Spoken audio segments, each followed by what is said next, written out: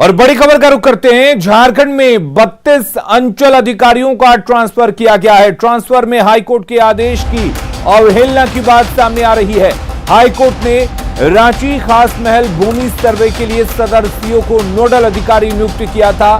Court आदेश के मुताबिक सर्वे पूरा होने तक नोडल अधिकारी का ट्रांसफर हाईकोर्ट की सहमति के बिना नहीं किया जा सकता था, लेकिन सदर सीओ को ट्रांसफर कर वेटिंग फॉर पोस्टिंग दिया गया है।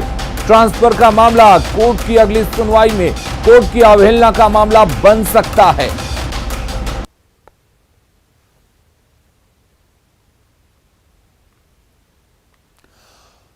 और हमारे साथ झारखंड के संपादक संतोष कुमार जुड़े हुए हैं। संतोष, बताइए, जब अंचल अधिकारियों के ट्रांसफर हो रहे थे तो क्या सीनियर अधिकारियों ने सरकार को हाईकोर्ट के आदेश की जानकारी नहीं दी थी? जी हाँ, देखिए, यही सवाल उठ रहा है। अधिकारियों की जो भूमिका है वो सवालों के घेरे में है, क्योंकि अगर सरकार को ये जानकारी नहीं थी, अगर सरकार के पास ये जानकारी नहीं थी, तो फिर अधिकारियों को ये जानकारी देनी चाहिए थी कि हाईकोर्ट का क्या आदेश है। हाईकोर्ट के आदेश के मुताबिक अभी जो खास महल की जमीन का सर्वे हो रहा है, उस सर्वे में हाईकोर्ट ने नोडल अधिकारी सदर सीओ को बनाया हुआ था, और सदर सीओ को ये भी उस आदेश में कहा गया है कि उसका ट्रांसफर हाईकोर्ट की सहमति के बाद ही हो सकती है। तो ऐसे में जब ट्रांसफर की ये लिस्ट बन रही थी तो उन अधिकारियों के ऊपर की भूमिका सवालों के घेरे में है कि आखिर उन्होंने अपनी जिम्मेदारी क्यों नहीं निभाई, क्योंकि अगली जब सुनवाई होगी तो ऐसे में सरकार की काफी किरकिरी हो सकती है। तो और इस किरकिरी का जिम्मेदार वो अधिकारी होंगे जिन्होंने सरकार को ये जानकारी नहीं बताई कि हाईकोर्ट का आदेश क्या था। तो जो आदेश है उस आदेश का बिल्कुल यहाँ अवहेलना हुआ है, और इसके लिए जिम्मेदारी तय करनी पड़ेगी, क्योंकि सरकार की किरकिरी अगली सुनवाई को लगभग तय है, क्योंकि हाईकोर्ट का जो ऑर्डर है उस ऑर्डर के मुताबिक ट्रांसफर नहीं किए जा सकते थे। जी चलिए, बहुत बहुत शुक्रिया आपका तमाम जानकारी देने के लिए। और रांची से बड़ी खबर का रुख करते हैं। रांची में मासूम बच्ची की हत्या कर दी गई है। मामले की जांच पुलिस कर रही है, और पुलिस जांच में जो बात सामने आ रही है उसमें हत्या का आरोप मां पर ही लगा है। बच्ची की मां को पुलिस हिरासत में ले चुकी है। आरोपी से पूछताछ की जा रही है। बेटी के जन्म के बाद घर में विवाद जारी था, और उसी विवाद से परेशान थी ये महिला। पोस्टमार्टम रिपोर्ट और जांच के बाद हकीकत सामने आएगी। और ओम प्रकाश जुड़े हुए इस खबर पर ज्यादा जानकारी के साथ। ओम प्रकाश, पूरा मामला क्या कुछ है?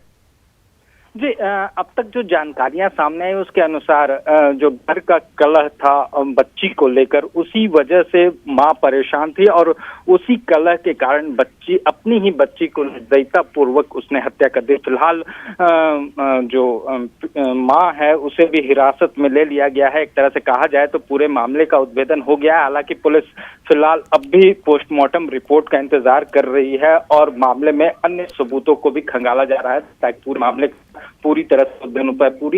पूरी कहानी जो है वो घर में बच्ची को लेकर, जन्म को लेकर ही विवाद शुरू हो गया था, जिसे लेकर लगातार घर में मारपीट और विवाद, झगड़े आदि हुआ करते थे, जिस कारण से जो महिला थी वो परेशान थी उसके कहे अनुसार, और फिलहाल उसने ही इस पूरी घटना को अंजाम दिया है। जी चलिए, बहुत बहुत शुक्रिया ओम प्रकाश आपका तमाम जानकारी के लिए। राजधानी रांची में अपराधी बेखौफ होते जा रहे हैं। कल अपराधियों ने दारोगा सुभाष लकड़ा को गोली मार दी। घायल दारोगा को मेडिका में भर्ती कराया गया है। घटना चूटिया इलाके की है। दरअसल झपटमारों पर नकेल कसने पूरा मामला है। मामले में पुलिस ने 2 आरोपियों को गिरफ्तार किया है। फायरिंग में इस्तेमाल पिस्टल भी बरामद कर ली गई है। स्नेचिंग के दौरान इस्तेमाल की गई स्कूटी भी बरामद हो गई है। मामले में आरोपियों से फिलहाल पूछताछ हो रही है, और दूसरे सदस्यों के बारे में पता किया जा रहा है कि आखिर उनके कौन कौन से साथी हैं जो इस तरह के झपटमारी के घटना को अंजाम देते थे।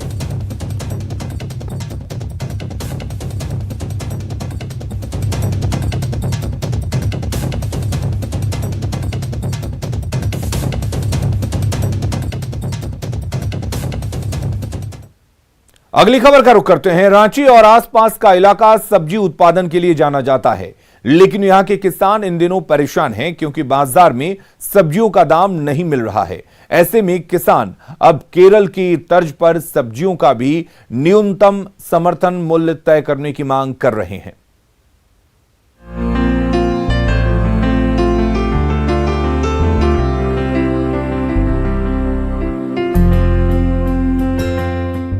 MSP यानी न्यूनतम समर्थन मूल्य।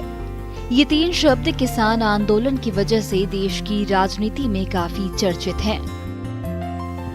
अन्न उत्पादक किसानों को MSP देने की मांग झारखंड की सरकार भी जोर शोर से उठा रही है, लेकिन झारखंड में किसानों की हालत सुधार पर सरकार का ही कोई ध्यान नहीं है।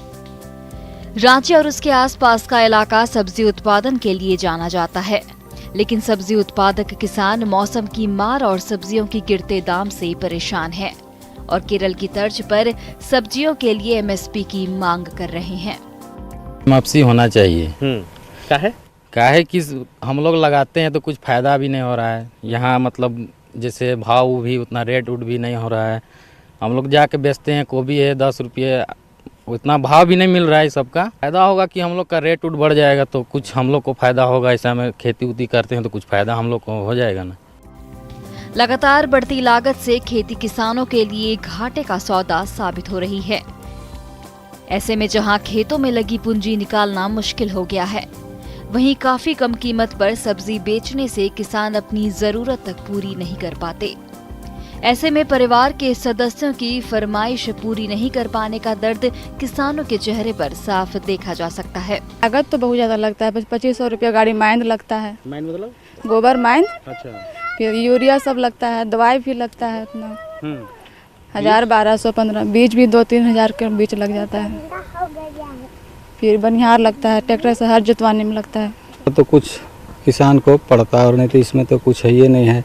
जितना मेहनत करते हैं हम लोग, हाँ कभी कभी दशहरा का सीजन में कोई सब्जी जो आता है बिकता है, उस टाइम कुछ रेट ज़्यादा रहता है। उस लोग से भी बात सुनते हैं, कोई कहता है कपड़ा ला दो दादा, कोई कभी बोलता है कि मिठाई नहीं लाया बाबा, बोलता है। बिना सरकार क्या करे? अब सरकार तो कुछ फैसिलिटी देगा तब नहीं। इधर कृषि मंत्री ने भरोसा दिलाया है कि फल और सब्जी की MSP को लेकर हाई लेवल कमेटी बनाई गई है और सरकार किसानों की हालत में सुधार को लेकर गंभीर है। उसके लिए कमेटी हाई लेवल बना दी गई है, वो काम करना शुरू कर दी है। कोरोना की वजह से चीज़ों के एग्जीक्यूशन में लेट हुआ, हमने कमेटी फॉर्म किया है और उसको रेगुलर मॉनिटरिंग हम कर रहे हैं और जल्दी जो वायदे किए हैं उसको पूरा करने का हम वचन देते हैं। कृषि मंत्री ने वचन तो दे दिया है सब्जी किसानों के लिए MSP लाने का, लेकिन कमेटी की रिपोर्ट कब तक आएगी और किसानों की हालत कब तक सुधर पाएगी कोई नहीं जानता। तब तक मौसम की मार, सब्जी की कम कीमत का सितम और MSP की मांग के बीच झारखंड के किसान पिस रहे हैं। रांची से निरंजन सिंह के साथ संवाददाता उपेंद्र कुमार की रिपोर्ट। तो सब्जियों के दाम से किसान परेशान हैं और केरल की तर्ज पर सब्जियों पर MSP देने की मांग कर रहे हैं। आइए देखते हैं केरल में किन किन सब्जियों की न्यूनतम दर तय की गई है। सबसे पहले लौकी, जिसका MSP 9 रुपये रखा गया है। ऐसे ही हम बात करें खीरा की, तो खीरा का MSP 8 रुपये है। करेला का 30 रुपये और इसके साथ ही अगर बात करें हम भिंडी की, तो 20 रुपये का न्यूनतम समर्थन मूल्य रखा गया है। पत्ता गोभी की MSP 11 रुपये है।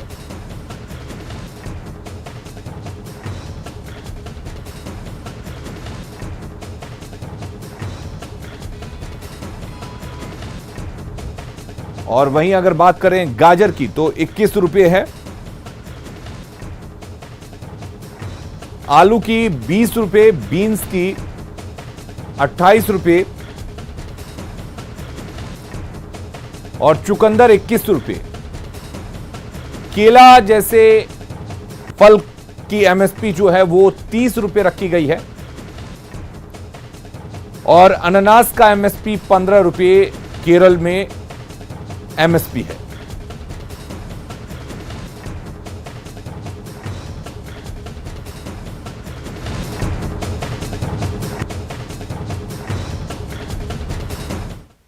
और आखिर झारखंड के सब्जी किसानों के लिए एमएसपी क्यों जरूरी है, आपको बताते हैं।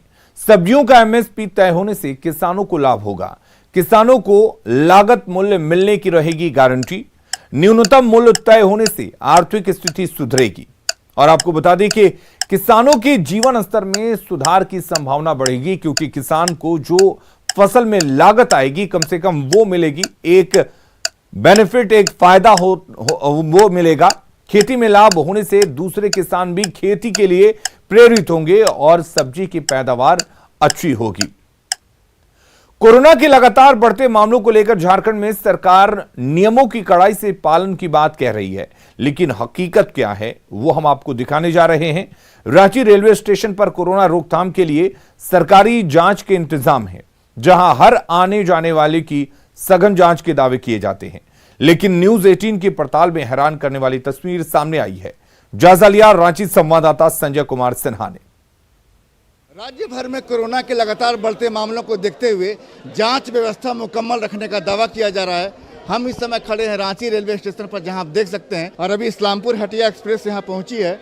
और देख सकते हैं कि यहां पर कोई भी यहां पर जो जांच व्यवस्था जो होती है, कुछ भी यहां पर कोई स्वास्थ्यकर्मी नहीं है, जबकि यहां पर लिखा हुआ है निःशुल्क कोरोना जाँच। यहीं पर स्वास्थ्य टीम बैठती है। लेकिन अभी तक सुबह से 7:30 बजे तक कुल 9 ट्रेनें रांची पहुंच चुकी हैं, लेकिन अभी तक कोई स्वास्थ्यकर्मी नहीं है। लोग आ रहे हैं। अब देख सकते हैं कि आपने मास्क नीचे किया हुआ है। अभी बात कर रहे थे। आप देख सकते हैं कि जो लोग रांची पहुंच रहे हैं बिना जांच के, कोई थर्मल स्कैनिंग नहीं, कुछ भी नहीं, सीधे यहां पर लोग राजधानी में प्रवेश कर रहे हैं। और आप देख सकते हैं कि सर आपने मास्क नहीं पहना है, बस भीड़ भाड़ वाली जगहों से गुजर रहे हैं। हाँ, गलती हो गई है, लेकिन मैं भूल गया था पहनने। तो ट्रेन से उतरा तो पहनना चाहिए हमें। आप देख सकते हैं कि कई लोग ऐसे हैं जो बिना मास्क के ही लोग गुजर रहे हैं। मास्क आप लोगों ने नहीं पहना है मास्क। देख सकते हैं कि स्थिति क्या है रेलवे स्टेशन पर। और सुबह से अभी तक 9 ट्रेनें गुजर चुकी हैं, कोई भी जाँच व्यवस्था यहाँ पर नजर नहीं आ रही है। और देखिए कि लगातार यहाँ पर जो भीड़ है, सुबह से 9 ट्रेनों का मतलब हजारों यात्री इस समय राजधानी में बगैर जांच के प्रवेश कर चुके हैं। और आप देख सकते हैं, हाँ बोलिए। मीडिया बहुत सही काम कर रही है, जागरूक कर रही है, लेकिन जागरूक हम नागरिक को होना होगा। जी बिल्कुल। अगर हम नागरिक जागरूक नहीं होंगे तो इससे कोई फायदा नहीं है। अपनी सुरक्षा अपने हाथ में है। माननीय प्रधानमंत्री भी कहते हैं कि जब तक इलाज नहीं तब तक ढिलाई नहीं, लेकिन हम लोग ढिलाइये पे मानते हैं। बिल्कुल आपने सही कहा कि जब तक आपको, आम आदमी को अपनी सुरक्षा खुद करनी होगी कोरोना से। कोई जांच टीम यहाँ पर इस समय मौजूद नहीं है। सुबह से 9 ट्रेनें आ चुकी हैं। और आप देख सकते हैं कि एक यहाँ अंदर जो टेबल लगा है, इसी टेबल पर स्वास्थ्य टीम आती है, बैठती है, लेकिन कब आती है बैठती है पता नहीं चल पाता है। अभी सुबह से जो पहली ट्रेन रांची आई थी वो सुबह 3:42 पर दुमका इंटरसिटी पहुंची थी, और अभी इस्लामपुर हटिया एक्सप्रेस पहुंची है। लेकिन इस भीड़ को नियंत्रित करने वाला, कोरोना की जांच करने वाला यहाँ कोई भी प्रशासनिक अधिकारी या स्वास्थ्यकर्मी यहाँ पर जो है वो नजर नहीं आ रहे हैं। कैमरामैन संजीव तिवारी के साथ संजय कुमार सिन्हा, न्यूज 18 रांची। कोरोना जांच के नाम पर बरती जा रही लापरवाही भारी पड़ सकती है। यह हम इसलिए कह रहे हैं कि झारखंड में भी कोरोना के मामले तेजी से बढ़ रहे हैं। पिछले 24 घंटे में यहां 97 नए मामले सामने आए हैं, जिसमें राजधानी रांची से ही 38 मामले हैं। पिछले 5 दिनों की बात करें तो 18 मार्च 2021 यानी कि बीते कल 97 नए मामले सामने आए थे।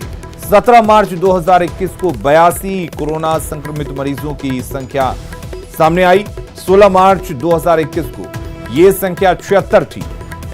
15 मार्च को 67 और 14 मार्च को 61, यानी कि लगातार 14 मार्च के बाद आंकड़े बढ़े हैं, मरीजों की संख्या बढ़ी है। तो देश के कई राज्यों में कोरोना ने फिर से दस्तक दे दी है। इसे लेकर झारखंड में विशेष एहतियात बरती जा रही है। जिला प्रशासन की ओर से रांची समेत तमाम जिलों में मास्क चेकिंग अभियान में तेजी लाई गई है। कोरोना से लोगों को बचाने के लिए मास्क चेकिंग अभियान की जिम्मेदारी ट्रैफिक पुलिस पर है। सड़कों पर जो भी लोग बिना मास्क के नजर आ रहे हैं, उनसे मास्क पहनने की अपील की जा रही है। रांची में 2 गज दूरी मास्क है जरूरी अभियान के साथ लोगों से मास्क पहनने की अपील की जा रही है। घर में छोड़ दिए हुए थे, अभी तो लेके नहीं आए हुए थे, भूल गए थे सर। मेरा कहना है कि ढिलाई तो इसमें नहीं करना चाहिए, क्योंकि अपना सेफ्टी बरतना है। इसमें कोरोना से बचना है तो मास्क लगाना है। हम लोग आज से मास्क कैंपेन शुरू किए हैं कि जनता जो है वो 3 सूत्री का पालन अवश्य करे। घर अपना हाथ हमेशा साफ करते रहें, सैनिटाइज करते रहें, साबुन से धोते रहें, मास्क अवश्य पहने, 2 गज की दूरी बहुत है ज़रूरी, ये 3 सूत्री का पालन अवश्य करें। समय और समीक्षाएं की जा रही है। अब महसूस की जा रही है कि समय रहते हम लोग फिर से अपने आप को अलर्ट कर लें। जो कोरोना प्रिवेंटिव यूज मतलब है इसके स्टेप्स, जैसे कि मास्क लगाना, सोशल डिस्टेंसिंग का पालन करवाना, सैनिटाइज इस्तेमाल करना, तो सभी लोग समझदार हैं। सभी लोगों ने फर्स्ट फेज इसको अप्लाई किया हुआ है। साहिबगंज में कोरोना के फैलते संक्रमण के कारण प्रशासन अब सख्ती दिखा रहा है। शहर के चौक चौराहों पर आम लोगों से मास्क पहनने की अपील की जा रही है। इसके साथ ही लापरवाही बरतने वाले लोगों का चालान भी काटा जा रहा है। प्रशासन के अभियान का जायजा लिया संवाददाता निशांत कुमार ने। फिर दूसरी लहर से इस बार माहौल को फिर मुश्किल में खड़ा किया है। आपको दिखाएं कि जिस तरीके से कोरोना संक्रमण का दायरा बढ़ा है और जिले में एक कोरोना मरीजों की बात करें तो यहाँ पे मरीजों की संख्या भी अब धीरे धीरे बढ़ने लगी है। लिहाजा सरकार के आदेश पर जिला प्रशासन ने अब फिर से नए सिरे से मुस्तैदी दिखाना शुरू किया है। आपको दिखाना चाहेंगे कि कोरोना संक्रमण को लेकर हालांकि लोग बिल्कुल मास्क का प्रयोग छोड़ चुके थे, लेकिन कोरोना की दूसरी लहर ने अब ये मुश्किल पैदा कर दिया है और सरकार के आदेश के बाद पुलिस प्रशासन भी अब सड़कों पर उतर गई है। लोगों से मास्क पहनने की अपील की जा रही है। इतना ही नहीं बल्कि पुलिस प्रशासन की ओर से मास्क का भी वितरण किया जा रहा है। आप देखें कि ये गांधी चौक का नज़ारा है, जहाँ पे कई पुलिसकर्मी हैं, वो लोगों से मास्क पहनने की अपील कर रहे हैं और मास्क का वितरण भी किया जा रहा है। आम लोगों से पुलिस प्रशासन ये अपील कर रही है कि कोरोना से बचने के लिए एकमात्र उपाय मास्क है और 2 गज की दूरी को अपनाना होगा। और सरकार के आदेश के बाद जिला प्रशासन की सख्ती भीड़ भाड़ इलाकों में दिख रही है और इसके लिए पुलिस प्रशासन भी चौक चौराहे पे मुस्तैद है। आम लोगों से अपील की जाती है कि कोरोना से बचने के लिए अभी भी मास्क का प्रयोग करें और 2 गज की दूरी का पालन करें। निशांत, न्यूज़ 18 साहिबगंज। तो बिल्कुल एक बार फिर से कोरोना डरा रहा है और अगर आप चाहते हैं कि हालात पिछले साल यानी 2020 की तरह ना हो, 2021 बर्बाद ना हो, तो मास्क लगा के आप बाहर जाइए, 2 गज की दूरी बनाए रखिए, क्योंकि बचाव ही इससे एकमात्र आपकी रक्षा कर सकता है। अगली खबर का रुख करते हैं। जामताड़ा के नाला थाना क्षेत्र में ईसीएल के बंद कोयला खदान से कोयले की चोरी लगातार जारी है। एसपी के निर्देश पर नाला पुलिस ने रामपुर कास्ता में छापेमारी की, जिसमें यह खुलासा हुआ।